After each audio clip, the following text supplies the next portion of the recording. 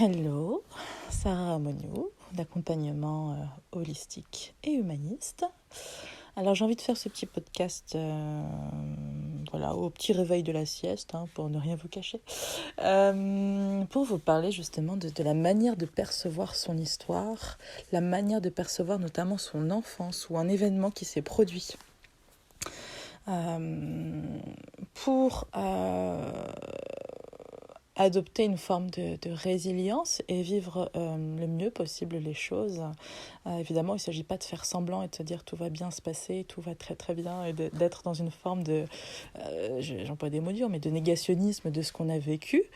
Il s'agit bel et bien d'entendre, notamment on va prendre par exemple une enfance qui nous a été difficile. Il faut savoir aussi que notre enfance, on l'aperçoit de notre point de vue et de notre regard. C'est-à-dire que si on a des frères et sœurs ou si on a grandi avec nos parents, ils vont avoir un regard parfois complètement différent sur notre enfance. Donc c'est vraiment de se dire, ok, là c'est ma manière d'interpréter l'histoire en fait. Est-ce que c'est la bonne? Je ne sais pas. Mais il y a vraiment à remettre ça en question peut-être en fait, de se dire, la manière dont j'ai interprété les choses, est-ce que c'est la meilleure manière pour moi? Est-ce que c'était réel? Voilà. En fonction de ce qui s'est produit,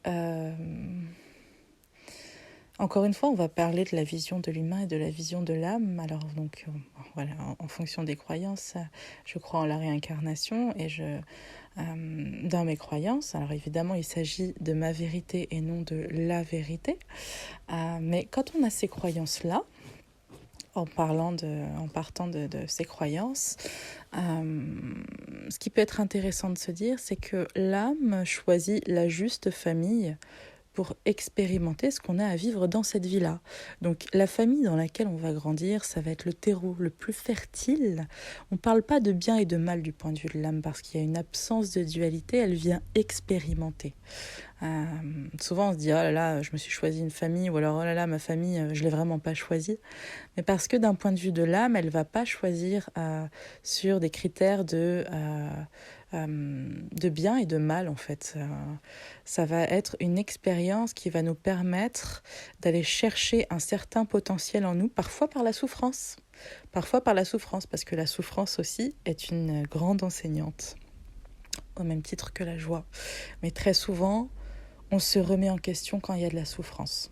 On se remet en question quand il y a quelque chose qui ne va pas, quand on perd un être cher, quand une situation nous échappe totalement, quand c'est la fin, c'est la rupture et qu'on n'a pas décidé soi-même.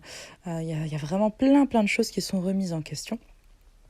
Et du coup, alors je vais aller peut-être un petit peu plus loin, mais la famille que l'on choisit, dans laquelle on va s'incarner, c'est vraiment la famille qui, du point de vue des croyances, de l'ouverture d'esprit ou pas, va nous permettre de réaliser notre plus grand potentiel dans ce qu'on veut venir expérimenter, dans ce que notre âme veut venir expérimenter dans cette vie-là, en fait. Donc c'est vraiment de se dire, ok, plutôt que de dire, cette famille-là, oh là là, c'était dur parce qu'on a manqué de beaucoup de choses quand on était petit, parce qu'il n'y avait pas d'argent, parce qu'il n'y avait pas ceci, parce qu'il n'y avait pas cela, ou alors il y avait très peu d'amour, ou alors il y avait très peu...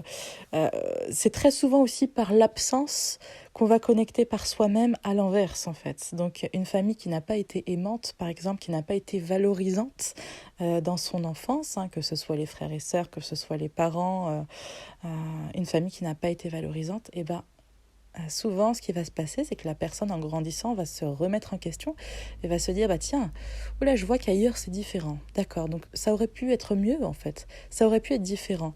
Donc, on remet, en fait, on remet en doute, on reconsidère tout un système de valeurs et toute une manière de percevoir la famille, de percevoir, de vivre l'amour de soi. Donc on se pose plein de questions qui vont nous amener à un cheminement. Ce cheminement va nous permettre d'expérimenter énormément de choses et d'aller réveiller, on va dire, un potentiel ou des potentiels qui sont mis en sommeil, qui ont été ensommeillés. Voilà, et c'est un peu une... Alors, tout le monde ne va pas être dans une recherche de soi, dans une quête de spiritualité, de développement personnel. Mais en général, quand il y a de la souffrance, moi j'adore dire que c'est parce que l'âme est ambitieuse et qu'elle a tout en fait pour traverser en fait ces étapes-là et qu'elle a tout elle a toutes les clés, tous les outils, toute l'énergie euh, pour, euh, pour surmonter tout ça. Et donc, parfois, il se peut qu'on en veuille à nos parents de l'enfance qu'on a eue parce qu'on n'a pas été aimé, par exemple, comme on l'aurait voulu. Ce qui arrive très fréquemment. On peut d'ailleurs transformer euh, cette relation avec nos parents en haine ou en colère. Voilà, il peut y avoir énormément de choses qu'on pourrait reprocher à ses parents en fonction de ce qu'on a vécu. Parce qu'il y a encore l'enfant intérieur qui crie au manque d'amour, qui crie au manque d'écoute, qui crie au manque de présence d'un ou des deux parents, et qui n'a pas fait le deuil encore,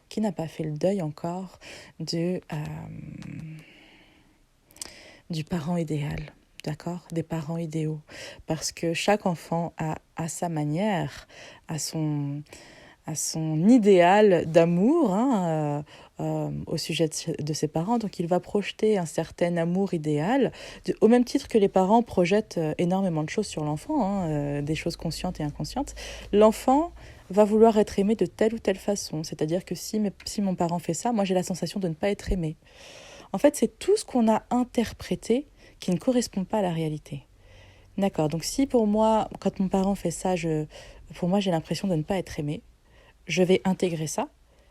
Mais est-ce que mon parent a cessé de m'aimer quand il faisait ça réellement ? Non. Très souvent, ce sont des interprétations. On s'est senti abandonné, on s'est senti rejeté. Et en tant qu'enfant, en fait, c'est quelque chose qui vient marquer l'enfance parce que si on est abandonné en tant qu'enfant, on ne peut pas survivre. Donc le cerveau se met en mode survie. Il va y avoir plein on va dire, de stratagèmes de survie qui vont suivre à l'âge adulte sans qu'on ait conscience que ça vient des blessures de l'enfance et que c'est une manière de se protéger. Donc tant qu'on ne prend pas conscience des raisonnements, des modes de protection qu'on a mis autour de nos blessures, en fait, c'est quelque chose qui reste avec nous à l'âge adulte. Et nos parents, alors très souvent, quand on a transformé ça en haine ou en colère, c'est que soi-même, on n'est toujours pas à l'écoute de l'enfant en soi, en fait. Parce que il n'y a pas une personne, on va dire, plus compétente et qui pourrait être plus à l'écoute que nous-mêmes de notre enfant intérieur, en fait. Donc c'est vraiment de se dire qu'en grandissant, on grandit, on a vraiment à prendre soin de cet enfant intérieur qu'on a tous en nous, voir comment comment il se porte, quels sont ses rêves, de quoi il a besoin en fait, quels sont ses besoins, parce que très souvent, les besoins qu'on n'a pas reçus quand on était enfant, on va les projeter sur le conjoint. Mais en aucun cas, on a entendu ses propres besoins et on a essayé d'y répondre. Donc c'est de quoi ai-je réellement besoin et comment puis-je y répondre maintenant, moi-même. Il faut savoir que l'archétype de l'enfant intérieur, on l'a tous en nous. Après, on a un enfant qui est plus ou moins tourmenté en fonction de l'enfance qu'on a eue, de l'interprétation qu'on a fait de notre enfance et de l'écoute. Est-ce qu'on s'écoute réellement dans nos besoins, dans nos émotions, dans ce qu'on traverse, ou est-ce qu'on a tout fermé en fait ? Si on a tout fermé, c'est très compliqué parce qu'au bout d'un moment, le cœur devient aussi fermé et on devient comme insensible à l'enfant en soi et insensible à ce que les autres ressentent parce qu'on est devenu insensible à sa propre douleur. Donc c'est vraiment de se dire, ok, de quoi j'ai besoin ? Comment est-ce que je peux me prendre par la main ? Comment est-ce que je peux m'emmener ? Comment est-ce que je peux me porter, me bercer ? Comment est-ce que je peux bercer l'enfant en moi ? Parce que très souvent, alors, il y a aussi je ne sais pas si j'en ai parlé, mais je vais en reparler, il y a le deuil à faire des parents qu'on attendait et de l'amour qu'on attendait. Et c'est vraiment de se dire, maintenant, je suis adulte, c'est moi mon propre parent. Je deviens mes propres parents, je deviens les parents de mon enfant intérieur. Et c'est à moi d'écouter les besoins de mon enfant intérieur. C'est à moi de me prendre en charge quelque part émotionnellement, de me prendre en charge dans mes besoins. Ça ne veut pas dire qu'on ne peut pas avoir de besoins en lien avec notre conjoint, mais très souvent on va avoir tendance à projeter justement ces besoins qui n'ont pas été nourris dans l'enfance sur le conjoint. Donc c'est vraiment aussi pour développer une certaine autonomie émotionnelle, une certaine autonomie dans nos propres besoins, pour éviter de mettre toutes les attentes sur l'autre et de se dire voilà, maintenant je décide, je choisis. Vraiment le pouvoir du choix, c'est tellement grand, ça crée tellement grand dans une vie. Je choisis aujourd'hui d'être à l'écoute de mes propres besoins. Je choisis de nourrir les besoins, les envies de l'enfant en moi. Je choisis de reconnecter à la joie aussi, parce que quand ça fait longtemps qu'on n'est pas parti voir notre enfant intérieur et qu'on n'a pas écouté ses besoins, en général, on s'est coupé de la joie complètement. Donc c'est ok, je choisis de revoir le monde par les yeux de mon enfant intérieur, en fait. Et à quel point on retrouve l'émerveillement pour un rayon de soleil, pour une goutte d'eau qui tombe, je ne sais pas, sur une feuille, sur le bruit des ailes d'un oiseau qui s'envole. Et vraiment, on reconnecte à l'émerveillement de l'enfant. L'enfant, c'est quoi ? C'est aussi être dans le présent. Être dans le présent, c'est notre plus grand présent, notre plus grand cadeau. Et c'est aussi, quand on est dans un état quand on est dans le présent, on est dans notre plus grande présence, c'est-à-dire qu'on est dans notre plus grand potentiel. On a vraiment tout l'amas énergétique, la puissance énergétique pour créer grand, en fait, quand on est dans l'espace-temps du présent. Parce que c'est ce qui est réel, en fait. C'est ce qui est... c'est là où tous les corps se rencontrent. Voilà, donc ça passe vraiment par faire le deuil des attentes qu'on avait de nos parents et par se prendre par la main en se disant ben voilà, je suis responsable de mon enfant intérieur, c'est moi qui vais répondre à ses besoins, qui vais le nourrir de toutes les manières qui soient et qui vais en prendre soin. Et je m'engage en fait envers moi-même à être les parents de mon parent intérieur et à prendre soin de moi, mais comme si je prenais soin de mes enfants ou d'un enfant en fait, clairement. Donc c'est vraiment réapprendre à s'écouter et à s'entendre dans ses besoins, dans ses désirs pour changer de regard sur son histoire. Il faut savoir aussi que nos parents, plus on remonte dans le temps et plus c'était assez difficile d'un point de vue, je parle vraiment d'un point de vue générationnel. On était vraiment avant il y avait vraiment, si on retourne, enfin moi j'ai 32 ans, mais si on retourne aux générations précédentes, des parents, des grands-parents, on était vraiment dans le très peu de conscience et beaucoup de travail, vraiment dans une forme de... on n'était pas du tout dans l'écoute de soi, clairement. C'est pas des générations où, à part s'il y a eu beaucoup de chance, il y a eu des personnes qui étaient déjà à l'écoute, mais enfin beaucoup de chance. Encore une fois, tout est une question d'expérience, mais c'est vrai qu'on part avec quand même un grand plus si on a été écouté dans nos besoins et dans nos émotions étant petit, ça c'est sûr. Mais après, si on n'a pas été écouté, c'est aussi une invitation à créer ça en soi, en fait. Évidemment, ça devrait être transmis dès la maternelle, d'être à l'écoute de ses émotions et d'apprendre aussi à écouter les émotions de l'autre, comme un espace d'accueil, en fait, sans pour autant être dans le « je prends tout », mais vraiment pas dans le mode éponge, mais dans une forme de compassion, en fait. Donc voilà, changer de regard sur son passé en se disant aussi que, eh bien, il n'y a pas que ma souffrance en fait. Parce que très souvent, quand il n'y a pas eu d'écoute et il n'y a pas eu de présence, c'est que les parents eux-mêmes étaient soit dans une situation qui ne leur permettait pas ça, soit dans ils n'ont pas reçu cette éducation non plus d'être à l'écoute et pour eux c'était comme ça en fait. Il y avait pas de...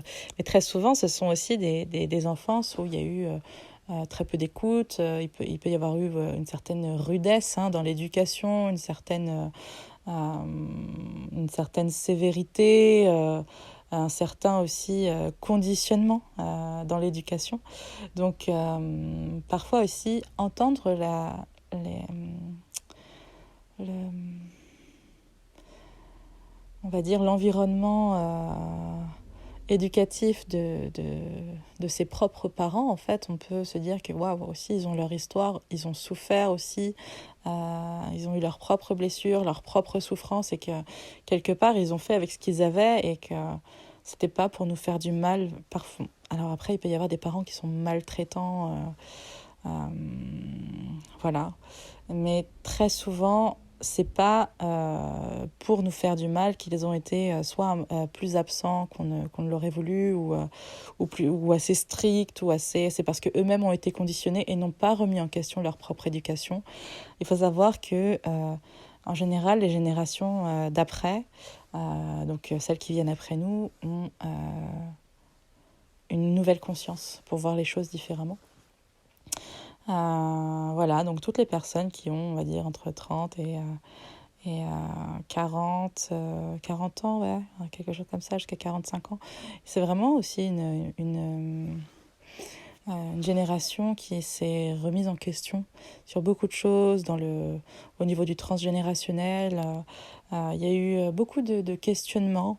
Et c'est vraiment justement, c'est intéressant de se poser des questions et de ne pas rester juste sur sa manière de percevoir sa propre histoire, mais vraiment de commencer par entendre ses besoins et s'apporter ce dont on a besoin pour se nourrir, et c'est vraiment se donner, mais s'envelopper d'amour, se mettre dans un cocon, et être à l'écoute réellement de ses besoins. Et se remplir de l'intérieur, en fait, parce que on peut en arriver à être une coquille vide, en fait, qui se remplit de l'autre. Et c'est vraiment ok, même si ça se fait progressivement, je choisis maintenant d'être à l'écoute de mes propres besoins. Vous pouvez le répéter à voix haute. Je choisis d'être à l'écoute de mes propres besoins. Je choisis de me prendre par la main. Je choisis de prendre soin de moi, de mes besoins, de mes émotions. Chaque jour, je fais le point sur mes émotions. 2 fois par jour, je fais une météo émotionnelle. Ok, comment je me sens là? Qu'est-ce qui a besoin d'être accueilli? Ok, c'est de la tristesse. Est-ce que j'ai fait le deuil d'une relation? Est-ce que j'ai fait le deuil d'un être cher réellement? Est-ce que j'ai fait le deuil de mon histoire à moi? Est-ce que j'en ai fait le deuil? Est-ce que j'ai fait le deuil d'une situation? Est-ce que c'est de la peur? Ok, alors de quoi a besoin mon enfant intérieur? Quels sont ses besoins? Comment est-ce que je peux le nourrir là tout de suite maintenant? Il a peur d'être abandonné, d'accord? Et combien de fois moi j'ai pu m'abandonner, en fait? Combien de fois je me suis abandonnée parce que mon enfant intérieur a été abandonné? Combien de fois ai-je, on va dire, reproduit ce schéma-là de moi envers moi? Ok, je me sens rejetée. Et combien de fois je me rejette dans des situations moi-même? Voilà. Et de quoi j'ai besoin? Comment est-ce que je peux me prendre par la main? Comment est-ce que je peux m'aimer encore plus? Voilà. Si c'est la colère, est-ce que j'ai bien mis mes limites? Est-ce que j'ai bien positionné mes limites? Est-ce que moi-même, j'ai bien entendu mes propres limites? Voilà. Et c'est vraiment de rester dans un juste positionnement et de ne pas attendre que ces limites soient franchies. C'est ok, quand je suis dans mes justes limites, j'ai pas besoin d'entrer dans la colère, en fait. Parce que je m'entends moi-même. Je sais où sont mes propres limites, je les respecte. Quand je respecte mes limites, en général en face, on respecte mes limites. Donc c'est vraiment de se dire, ok, si on ne respecte jamais mes limites, est-ce que moi je respecte vraiment mes propres limites? Ok, à partir d'aujourd'hui, je choisis d'honorer et de respecter mes propres limites. Voilà, c'est plein de... Et il faut savoir que le fait de positionner ses limites, d'être dans un juste positionnement, eh bien, ça nourrit l'estime de soi. Donc c'est comme si on se considérait comme suffisamment importante pour mettre des limites, parce que c'est très sain, parce que c'est une preuve d'amour de soi, en fait, pour moi. Mettre ses propres limites, c'est non, je suis suffisamment importante pour que là, en fait, tu ne dépasses pas la limite, tu ne la franchisses pas. Et c'est non négociable, parce que là, ici, c'est ma limite. Voilà, globalement. Donc, changer de regard sur son histoire, c'est faire le deuil. On va résumer un peu comme ça, mais faire le deuil de la manière dont on attendait d'être aimé par nos parents. Et lâcher cette attente qu'on a envers nos parents, et la retourner vers soi. C'est vraiment un mouvement qui devient intérieur, c'est vraiment une vibe qui devient intérieure. On arrête d'attendre de l'autre en permanence. D'ailleurs, c'est pas du tout sécurisant, hein, parce que si on place notre sécurité émotionnelle ou le fait de répondre à nos besoins à une personne tierce, c'est-à-dire que si la personne s'en va, elle s'en va avec notre sécurité. Donc tout ce qui est sécurité à l'extérieur de nous n'est pas une réelle sécurité parce que c'est complètement insécure. Ça dépend de la présence d'une autre personne. Donc c'est vraiment de se dire, ok, ma sécurité, maintenant, je l'ancre en moi. Ma sécurité, elle devient de moi à moi. Et je choisis d'être ma propre sécurité et de l'intégrer en moi. Je choisis de répondre aux besoins de cet enfant intérieur qui est en moi. Je choisis d'entendre mes propres besoins, d'accueillir mes propres émotions. Encore une fois, on accueille les émotions dans un espace au niveau du corps, notamment au niveau du ventre, où les membres sont bien relâchés, où il n'y a pas de nœud énergétique ou de nœud. Vous voyez, quand on est contracté, en fait, il y a comme un amas d'émotions qui se sont agglutinées. Ça fait comme un nœud énergétique. Ça crée un nœud énergétique, hein, clairement. Très souvent, c'est au niveau du plexus solaire, le siège des émotions, qui se trouve, on va dire, 3 doigts au-dessus du nombril, qui est relié directement à l'estomac. Donc on peut avoir l'estomac noué, on a du mal à manger, ça passe mal. Voilà, donc c'est vraiment accueillir ces émotions, c'est être dans un état, un positionnement du corps qui permet de tout laisser passer. Et on peut dire que c'est ça un peu le réel lâcher-prise, ça se passe dans le corps, ça se passe pas du tout dans l'espace du mental. Donc, est-ce que mon corps est crispé à certains endroits? Est-ce qu'il est contracté à certains endroits? Et si c'est le cas, je le mets en mouvement, soit par la danse, soit par une espèce de... On fait le chewing-gum, encore une fois. On fait le chewing-gum, on relâche tout. Et dès que je sens qu'il y a un point de pression, hop, je respire et je relâche. Et là, je suis dans un espace suffisamment grand de mon corps qui permet d'accueillir les émotions et de les laisser me traverser. Donc on peut les lâcher par la terre, on peut les lâcher par le chakra coronal, c'est un peu ce qu'on préfère. Donc soit par le chakra racine, soit par le chakra coronal.